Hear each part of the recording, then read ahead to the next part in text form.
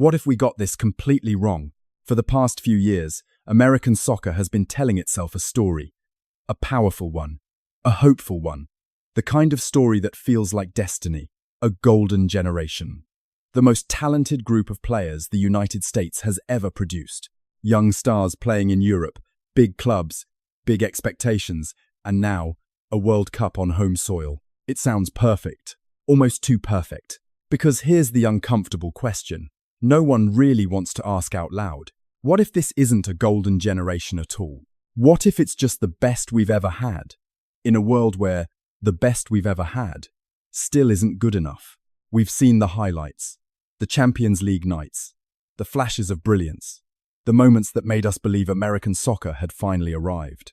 But we've also seen something else. Inconsistency, injuries, missed opportunities, and a team that, for all its talent, still hasn't proven it can truly compete with the world's elite when it matters most. And now, the biggest stage imaginable is coming to them. At home, no more excuses. No more, they're still young. No more waiting for the future, because the future is now. So this isn't just a question about talent anymore. It's a question about reality. Is this truly the generation that will change American soccer forever? Or are we about to witness the biggest illusion the sport has ever sold to an entire nation?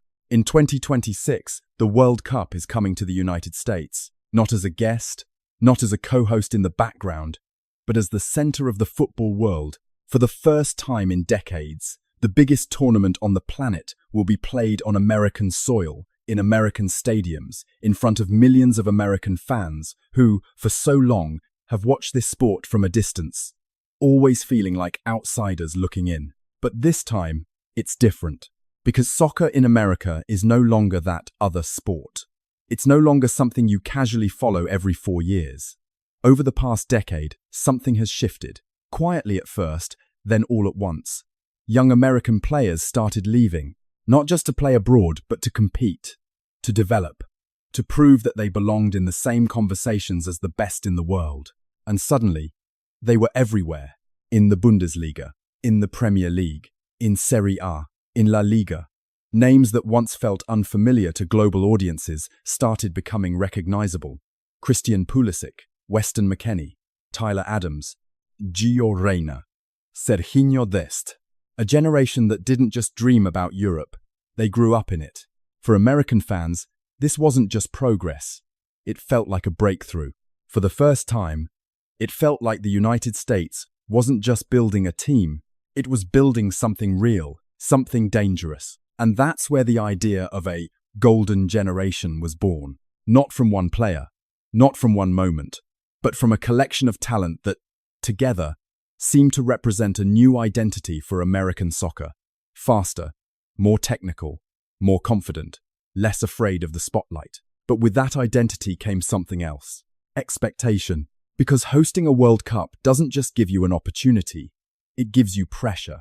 The kind of pressure American soccer has never truly experienced before. This isn't about qualifying. This isn't about making it out of the group. This is about proving on the biggest stage possible that the United States belongs among the elite. And that's where things start to get complicated. Because history doesn't care about potential. It doesn't care about hype. It only remembers what you actually did when the moment arrived. And for all the talent this generation has shown, the question still lingers. Have they actually done enough to justify the belief? Or are we building expectations on something that hasn't fully proven itself yet?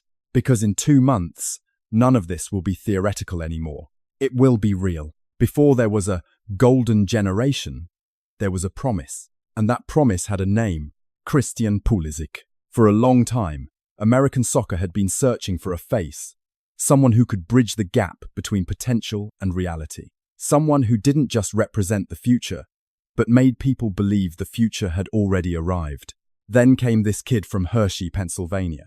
Not from a traditional footballing powerhouse, not from a system known for producing global stars, just a quiet, technically gifted teenager who somehow found his way into one of the most demanding environments in the world, Borussia Dortmund's academy. And he didn't just survive. He broke through. At a time when American players in Europe were often seen as role players, hard-working, disciplined, but rarely game-changing, Pulisic felt different. He was direct, fearless, creative. The kind of player who didn't just fit into a system. He changed the way the game looked when he touched the ball. When he made his debut for Dortmund, it wasn't just another American abroad story. It felt like a signal. And when he scored, assisted, and started games in the Bundesliga at an age when most players are still trying to find minutes, that signal turned into something much bigger. Hope. For US fans, Pulisic wasn't just talented. He was symbolic. Proof that an American player could belong at the highest level, not as an exception, but as a difference maker. Then came the move to Chelsea, and suddenly, everything escalated. Now, it wasn't just about potential anymore. It was about expectation. Big club, big league, big pressure.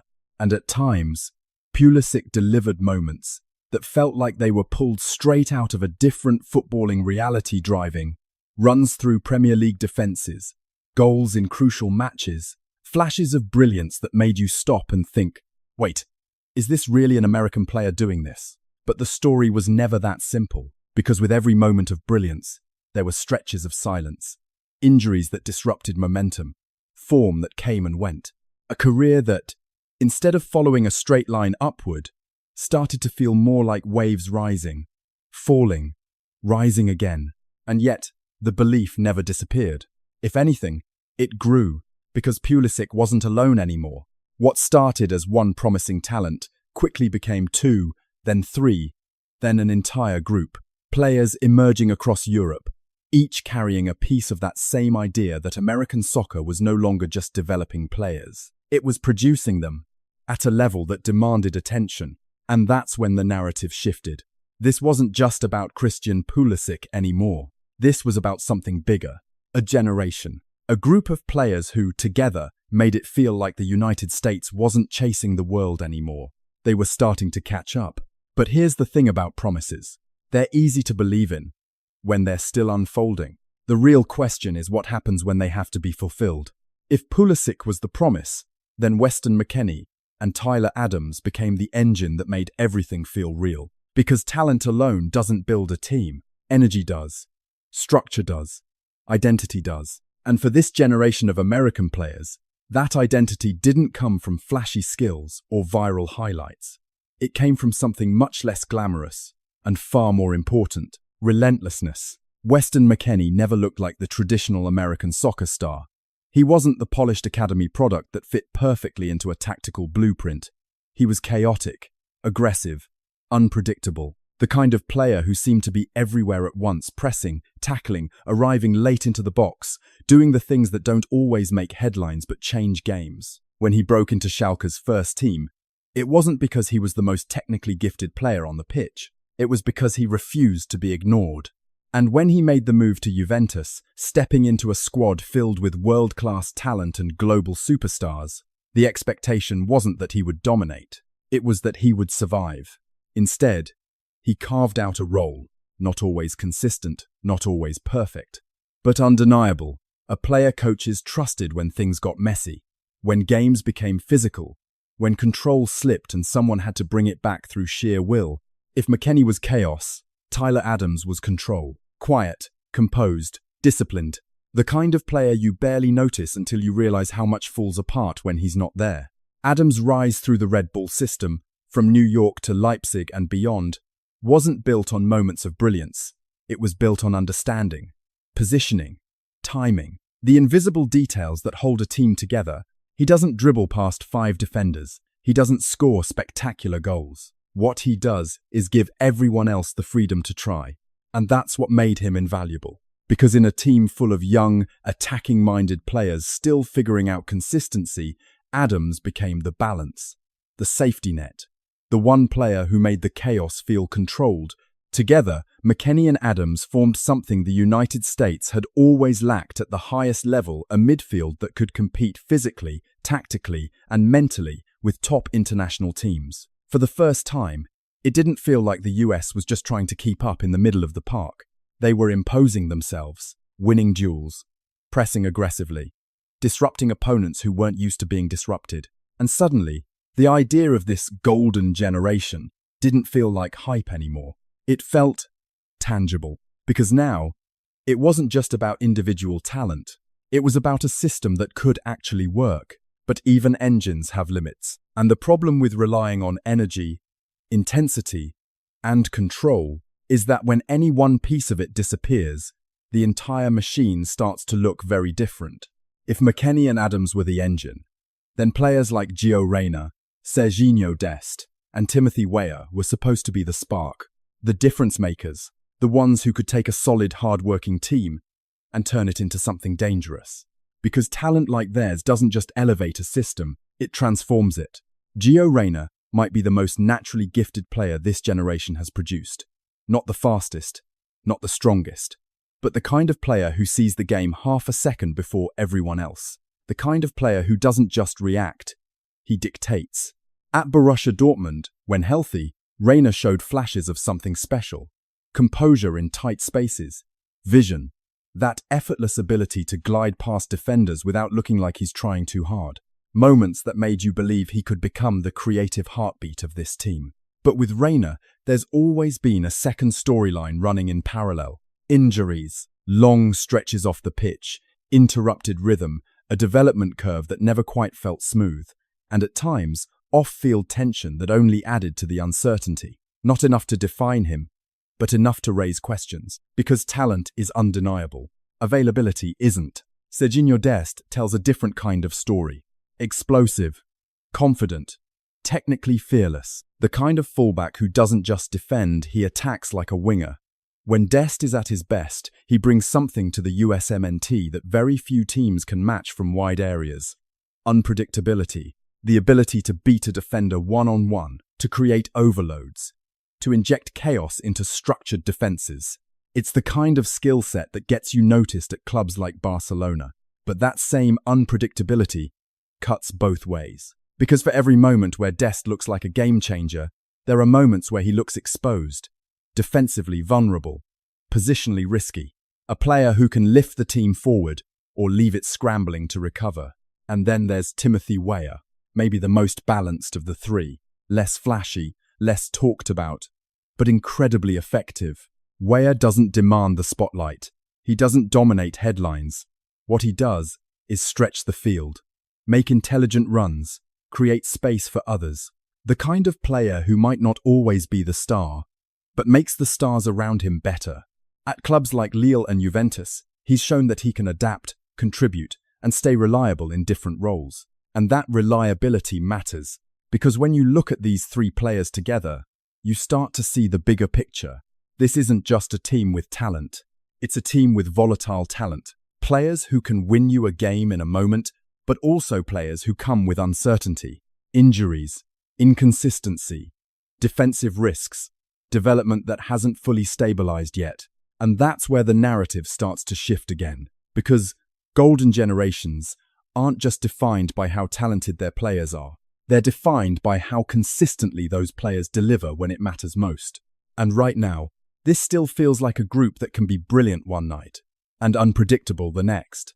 For all the talent, energy, and promise this generation has shown, there's always been one question that refuses to go away. Who scores the goals? Because no matter how modern football evolves, no matter how fluid systems become, no matter how many players contribute in build-up play, at the highest level, in the biggest moments, you still need someone who can finish. Consistently, ruthlessly, and for years, that's been the missing piece for the United States. Ricardo Pepi was supposed to be the answer. When he first broke onto the scene, everything about his rise felt perfectly timed. A young striker with composure beyond his years, scoring important goals, carrying himself with a quiet confidence that made it seem like he belonged. For a moment, it felt like the US had finally found a true number 9. Someone who could grow with this generation and become its focal point. But development is rarely linear. Moves didn't always go as planned. Form dipped. Opportunities became inconsistent. Pepi never disappeared, but he also never fully locked down the role the way a team like this needs. And that left the door open. Enter Folarin Balogun, a player developed in England, sharpened in European systems. A striker with a different profile, more direct, more aggressive, more instinctive in front of goal. When Balogun committed to the United States, it felt like a turning point, not just because of his talent, but because of what he represented. Choice. The idea that American soccer had become attractive enough for a player like him to believe in it. On paper, Balogun looked like the missing piece, the kind of striker who doesn't overthink chances, who lives for moments inside the box, who can turn half chances into goals. But even that story comes with uncertainty. Because international football isn't just about talent, it's about chemistry, timing, understanding. And Balogun, for all his potential, is still relatively new to this group, still building those connections, still finding his rhythm in a system that itself is still evolving. So now, instead of one clear answer, the United States finds itself with options. And options can be a strength, but they can also be a sign that nothing has been fully settled. Because when you look at the teams that consistently win at the highest level, there's usually one thing they have in common: clarity.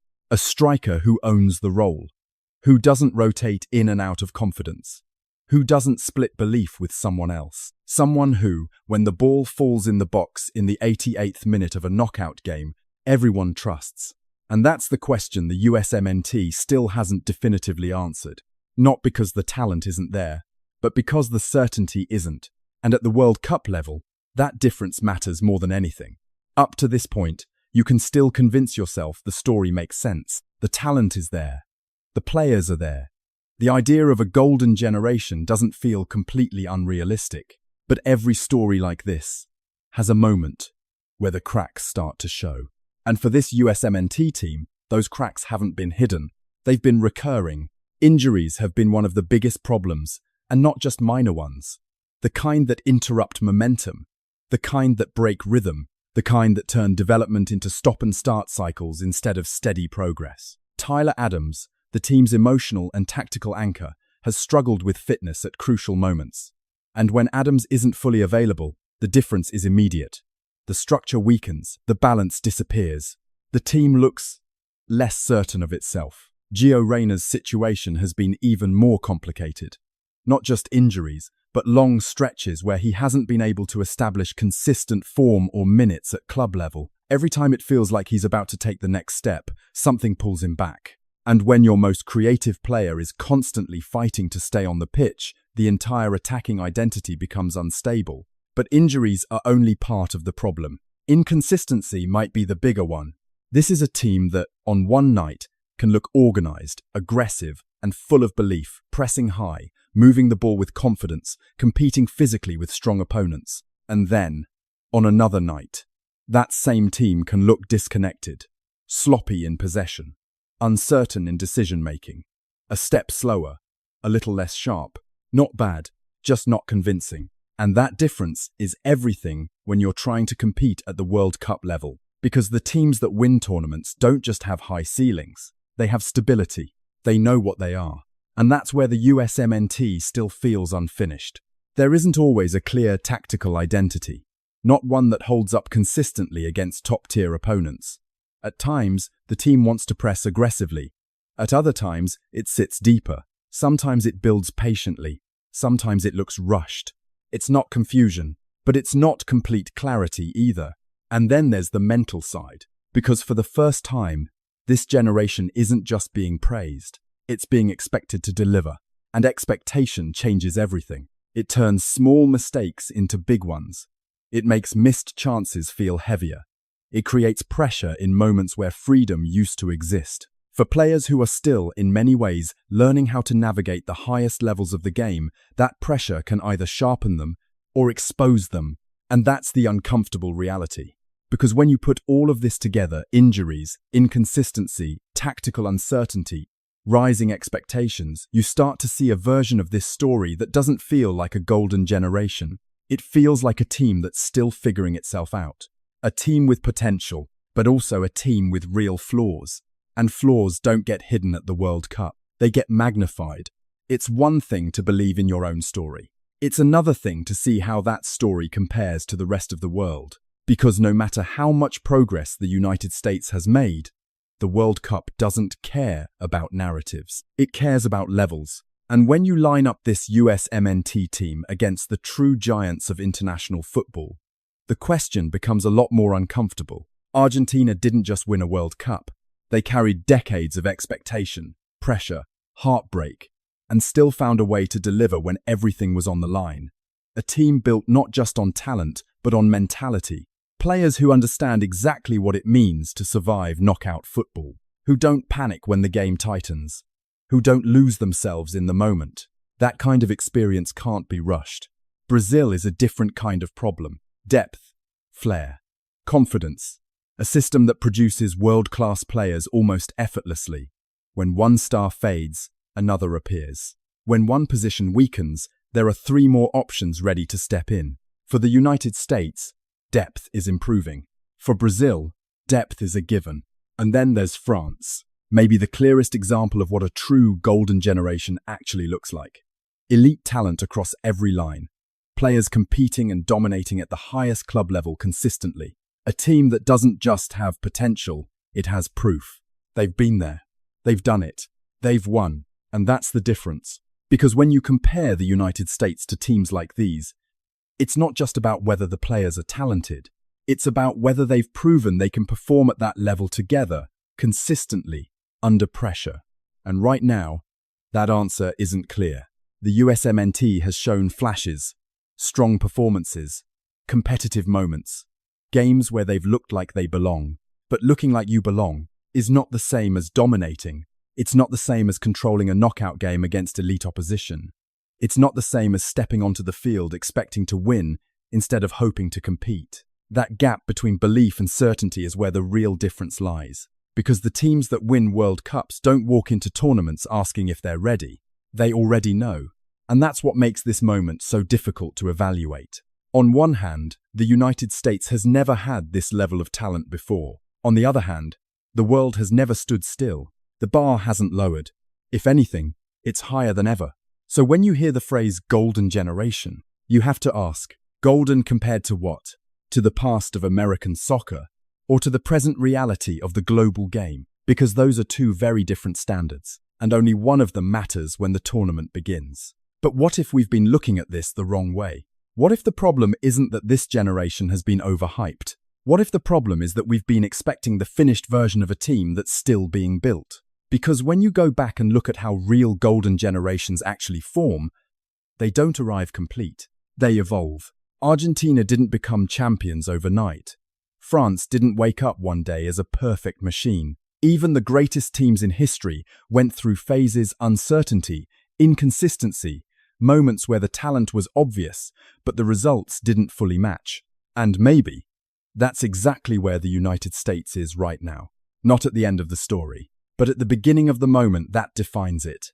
Because if you strip away the expectations for a second and just look at the pieces, something starts to come into focus. A front line with pace, movement, and players who are still growing into their roles. A midfield that, when fully fit, can compete physically and tactically with almost anyone. A backline that, while not perfect, has shown it can hold its own against strong opposition. And most importantly, a group of players who have spent years learning in some of the most competitive environments in the world. That matters, because the World Cup doesn't just reward perfection, it rewards timing. Teams that peak at the right moment. Teams that find chemistry just as the tournament begins. Teams that, for a few weeks, become more than the sum of their parts. And that's where things get interesting. Because if Tyler Adams is fully fit, if Gio Reyna finds rhythm at the right time, if Pulisic hits form and plays with confidence, if Balogun settles and starts finishing chances consistently, this team suddenly looks very different. Not flawless, but dangerous. Imagine a lineup where the midfield is balanced, the attack is fluid, and the defensive shape holds under pressure. A team that presses with purpose, transitions quickly, and doesn't hesitate in front of goal. Now imagine that team playing in packed American stadiums, not neutral grounds, not hostile environments. Home, where every tackle gets a reaction, every attack builds momentum, every goal feels amplified. That energy can change things. Not everything, but enough. Enough to turn a close game into a win. Enough to give confidence in moments where doubt usually creeps in.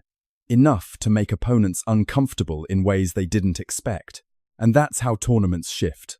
Not always because the best team wins, but because the right team finds its moment. So maybe the real question isn't whether this is already a golden generation. Maybe the real question is this: what happens if they become one right now? So maybe the truth sits somewhere in between. Maybe this isn't a perfect golden generation. Maybe it never was. Maybe it's flawed, inconsistent, still developing. A group of players who haven't fully proven themselves on the biggest stage yet. And maybe that's exactly why this moment matters so much. Because history doesn't wait for perfect teams. It rewards the ones that are ready when it counts. For decades, American soccer has been chasing relevance, hoping for a breakthrough, waiting for the moment where belief finally meets reality. And now, for the first time, that moment feels close, closer than it's ever been. Not because everything is guaranteed, but because everything is possible. Because this isn't just another World Cup. It's a World Cup at home, in front of fans who have spent years watching the rest of the world celebrate, in stadiums that will be filled with expectation, with energy, with a kind of pressure that American players have never truly experienced before. That pressure could break them, or it could define them, because that's what moments like this do. They don't reveal who you're supposed to be. They reveal who you actually are. And maybe that's the real story here. Not whether this generation deserves to be called golden, but whether they can become something more than what they've shown so far, when it matters most. Because 2 months from now, none of the debates will matter. Not the hype, not the doubt, not the comparisons, only the results, only the moments, only what happens when the world is watching. And there's nowhere left to hide. So, is this the golden generation that will change American soccer forever? Or the biggest illusion we've ever believed in? We're about to find out.